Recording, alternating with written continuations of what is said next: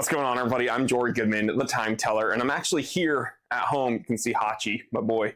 He's a poodle mix. He's the man. And we wanted to bring something up. I guess this is technically an episode of T3 Crime Stoppers. Turns out you essentially cannot own a watch in the UK. Who would thunk it? But this is actually not surprising at all, because I've been doing T3 Crime Stoppers covering wristwatch-based crime since probably 2020. And it seems like this type of crime, these types of thefts and robberies and attacks and sometimes murders have gone up, especially in the US, but all around the world. And a UK GQ article that just came out 5 days ago was sent to me. And, you know, it's nothing new, but the numbers are surprising. The title of the article is The Rise of the Time Thief. Interesting.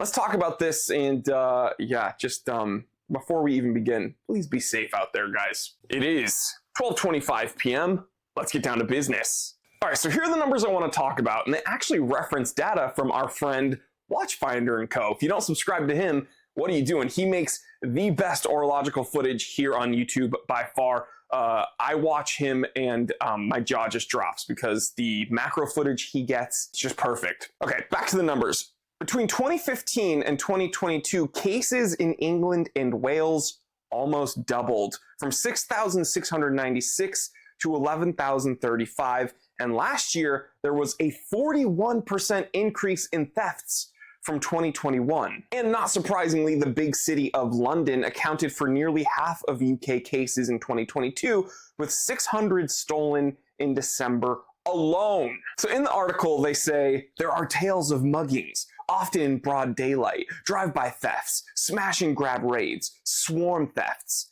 and carefully choreographed attacks, with watch wearers stalked on social media or tailed from shopping streets and set upon as they leave Michelin star restaurants. I'm making fun of, you know, the alliteration and the picture they are painting, but the truth is that's 100% accurate. Carefully choreographed attacks. Wasn't really actually much alliteration. It was just dramatic, but this deserves to be dramatic. They go on to say, earlier in the year, members of a gang dubbed the Rolex Rippers were jailed after a spree of robberies in West London. It's a misleading name, though, because they stole a Tag Heuer, a Patek Philippe, and a Breguet, too. Well, whatever, you know, they're just, they're diversifying their portfolio. But guys, the watch thefts don't just stop in the UK. Actually, all of Europe, especially the big cities, are getting hit hard right now.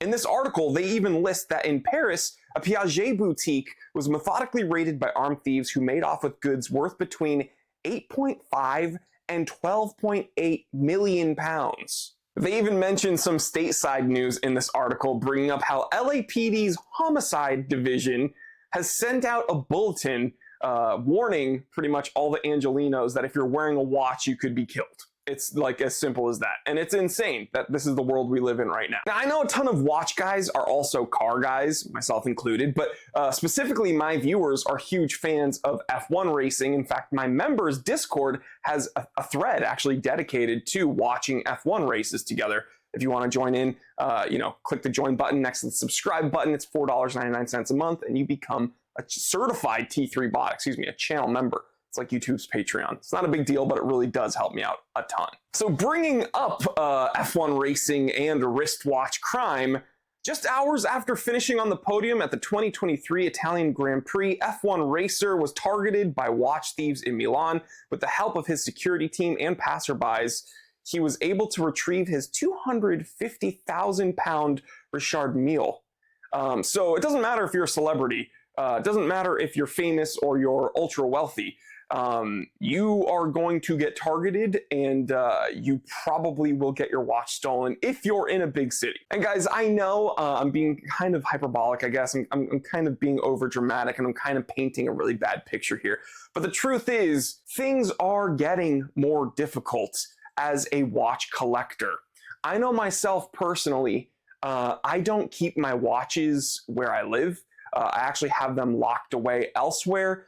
I'm finding that I don't wear, you know, my solid gold President, my solid gold Reverso, my solid gold Vacheron. I don't wear the watches that I've collected that I really, really cherish as often as I wear things you know, like this Doxa. Not that this Doxa isn't a great watch, it's just not super flashy, it's not ultra expensive, and I don't think it is as eye-catching as something like a Rolex President or even my stainless steel Submariner 16800.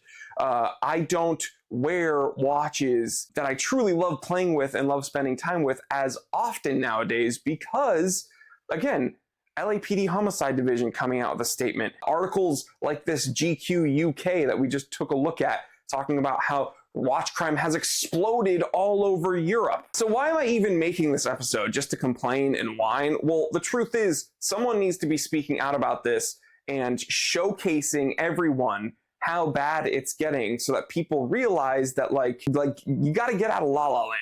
Okay, the things are real. The economy is bad. Crime is going up. Let's try to fix these things, call a spade, and nip it in the bud. Stop this stuff from happening. I almost swore. I don't have all the answers. I don't know exactly how to fix it. We need to be, willing to protect ourselves. We need to be willing and able. We need to be trained. We need to be equipped.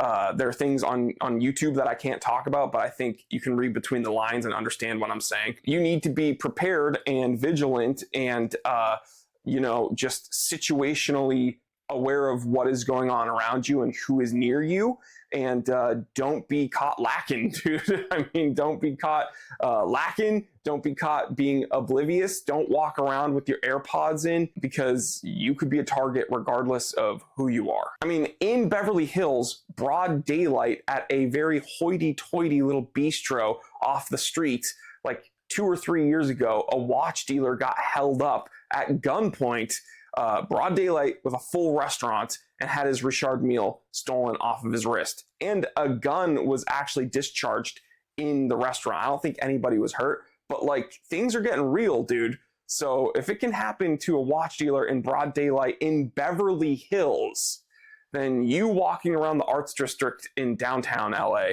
you have no chance because there it gets very scummy. So just be very careful wherever you are.